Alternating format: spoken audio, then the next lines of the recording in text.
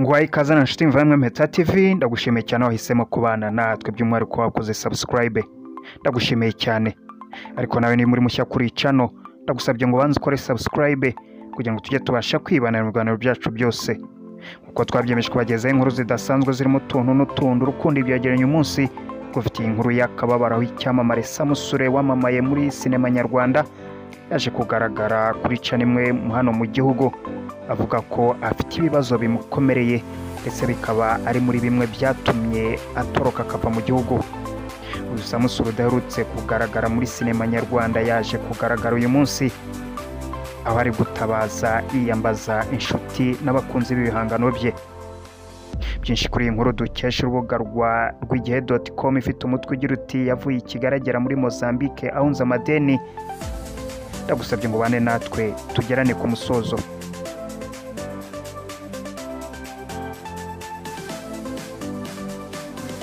Samusure uherutse kwimukira Maputo muri Mozambique ari gutakambira abakunzi n'inshuti n'abavandimwe ngo bamufashe kwigobotora ibibazo birimo amadeni afite byanatumye ahungurwa mu byaye.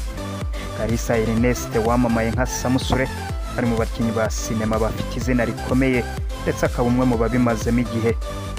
Yaje kwiyambura ubwamamara aca bugufi nuko asaba ubufasha abakunzi be ko yugarijwe n'ibibazo.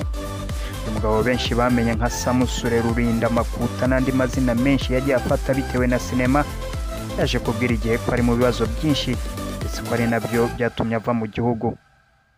Kuva mu Rwanda atunguwe akagera i Maputo ntacyo gukora yateguye byatumye akubitikirayo ubuzima buramugora kuko kugeza ubwo ari kwiyambaza inshuti n'abavandimwe ngo bamugoboke yishyura amadeni abe yanabasha kwegura umutwe mu buzima busanzwe.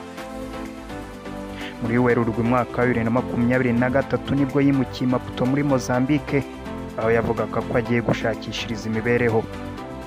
Ati nyuma y'uko hadutse icyorezo cya COVID-19 ibintu byinshi twakoraga byagiye bizamo ibibazo bituma agiye by'umwihariko nisanga mu madeni. Urebye muri rusange mfitiye abantu arenga miliyoni 7 z'amafaranga y'u Rwanda.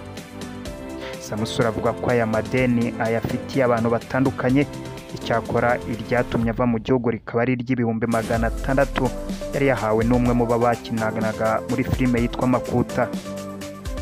Uyu mukinnyi wari wahawe sheke na Samusure amaze kubona ko atari kwishyurwa yaje kugana banki kugira ngo imuterereho kashe hanyuma yishyurizwe ku gahato. Samusure yibuka uko byagenze icyo gihe nk'ibyabaye ejo.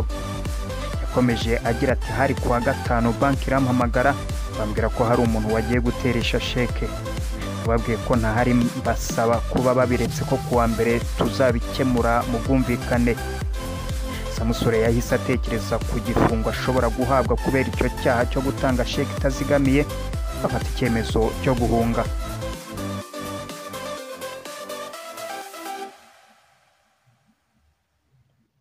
Samusure yakomeza agira ati kuwa gatandatu no ku cyumweru nari mfite akazi ko gukora mu bukwe bivuze ko itike yari ibonetse. Kuwa mbere mu cyakare yari amaze kwambuka umupaka wa Rusumo yerekeza muri Tanzania aho yanyuze agana i Maputo ari naho ari kubarizwa uyu munsi. Samusure wakoraga filime akagorwa n'ubushobozi yaje kujya yigira inama yo gufata amadeni akayashora muri sinema bityo akagenda yishyura uko yinjizaga. Na amadeni yafataga mu buryo benshi bazi nka Banki Lambert. Umunsi umwe yaje kuguza amafaranga abantu batandukanye mu gihe yari atarayashora muri sinema nk'uko yari yabyiyemeje aza kugwa mu moshye yo kwishora mu bimina. Benshi bibuka uburyo ibimina byahombeje abatari bake. Samusure umwe mu babiriwemo. Samusure yabaye umwe mu babiririwemo noneho haribwa amafaranga y'abandi yari yafashe nk'amadeni. Uyu Samusure yahombejwe no kujya muri Banki Lambert amafaranga akayashora mu bimina by'abaringa. Yagiye gusaba pasiporo amenyeshwa ko afite urubanza rw'ideni i Kigali. Samusure wari wageze i Maputo mu nzira zigoye yaje kwaka uruhushya rw'inzira pasiporo kuri ambasade ahita amenyeshwa ko afite urubanza i Kigali. Samusure utaraguye mu kantu kuko yari abizi uko yatorotse amadeni yaje gutaha amagara umwe ku wundi mu bo yari ayafitiye asanga wa wundi wamugurije 600 ari we wamureze.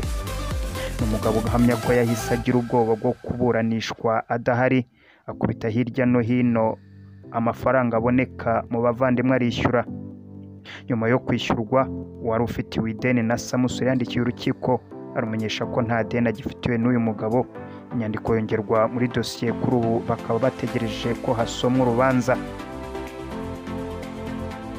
Ku rundi ruhande ariko, nubwo uwareze we yishyuwe, Samusure avuga ko agifite amadeni arenga miliyoni 7 z'amafaranga y'u Rwanda, ariyo atuma arara adasinziriye yibaza ko atazayishyura ngo yongere abeho mu mudendezo. Ni amadeni arimo amafaranga afitiye abantu bamugurije mu bihe bitandukanye, abakinnyi bakoranye n'abamufashaga gufata amashusho no kuyatunganya. Samusure ahamya ko nubwo mubo afitiye amadeni nta wundi wamureze, ariko adatekanye kuko afite impungenge ku isaha ku yindi byamushora mu manza kandi byagorana kuzitsinda. Iyi niyo mpamvu uyu mugabo yatangiye gushakisha ubushobozi mu nshuti ze n'abakunzi b'ibyo yakoraga. Samusure yabwiye igihe.com dukesha iyi nkuru ko amakuru y'uko yatorotse umugore babyaranye atariyo, aho yakomeje agira ati aya makuru ntabwo ariyo, nawe si umugore twabanye mu myaka 10 ishize tugahita dutandukana, ndetse nyuma akaza gushaka undi mugabo, namutoroka gute? Ntabwo ari byo. Samusure yavuze ko abari kugerageza guhuza amakuru y'igenda rye no gutoroka uyu mugore atari. Ndagushimiye cyane utahwemye kubana natwe. Byinshi kuri iyi nkuru y'icyamamare Samusure waje kubabaza benshi ko atakigaragara muri sinema nyarwanda. Nawe ushatse kumenya byinshi muri yo mu buryo burambuye, basura urubuga rw'igihe.com ukamenya byinshi kuri we.